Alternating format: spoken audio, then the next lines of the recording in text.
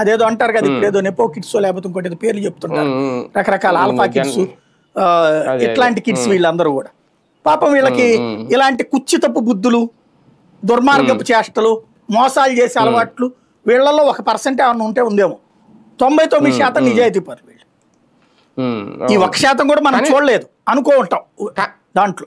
కానీ ప్రభుత్వం కూడా ఏమన్నా ఆల్టర్నేట్ తో ప్రిపేర్డ్ గా ఉందా? రేపొద్దున నిజంగా వీళ్ళు సంపాటి ప్రకటించి పింఛన్ లాగిపోయే పరిస్థితి వస్తే ఏముందండి, కలెక్టర్లు ఇలా బెదిరించేసి రేపు పొద్దున ఉద్యోగాలు పోతాయి రేపు పొద్దున అన్నారు అనుకోండి, ఆగిపోతారు. అదే వరకు ఎన్జిఓలు అయితే గనక కోర్టుకి వేస్తారు, లేకపోతే ఏం చేస్తారు చేసుకుంటారు. వీళ్ళకి అట్లాంటిది అంత ఉంటుందని నేను అనుకోను. ఎందుకంటే పోరాటాల అలవాటు తక్కువ వీళ్ళకి. ఆ పోరాటాల్లో లీగల్గా ఎట్లా వెళ్ళాలా ఇట్లాంటి. ఇప్పుడు ఎన్జిఓలకు వీళ్ళకి ఏంటంటే వాళ్ళకి లాయర్లు ఉంటారు, కోర్టుల్లో ఉన్న ఉద్యోగులు కూడా ఎన్జిఓలే కదా, వాళ్ళకి సహకారం ఉంటుంది. ఓవరాల్గా ఎన్జిఓస్కి వీళ్ళంటే ఉన్న ద్వేషాన్ని వాడుకుంటుంది ప్రభుత్వం.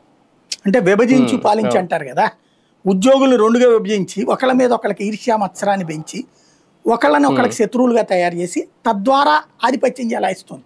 ఇదే మొక్క ఎంఆర్ఓలకి ఎందుకు చెప్పాలా, ఇదే మొక్క రెవెన్యూ ఇన్స్పెక్టర్లకి ఎందుకు చెప్పాలా, ఇదే మొక్క ఇతర ప్రభుత్వ ఉద్యోగులకి ఎందుకు చెప్పలేదు జీతాలు ఇచ్చిరమ్మని చెప్పి డబ్బులు.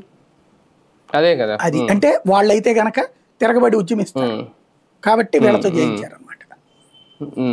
సరే, ఇక్కడ మరో ఓకే ఇక్కడ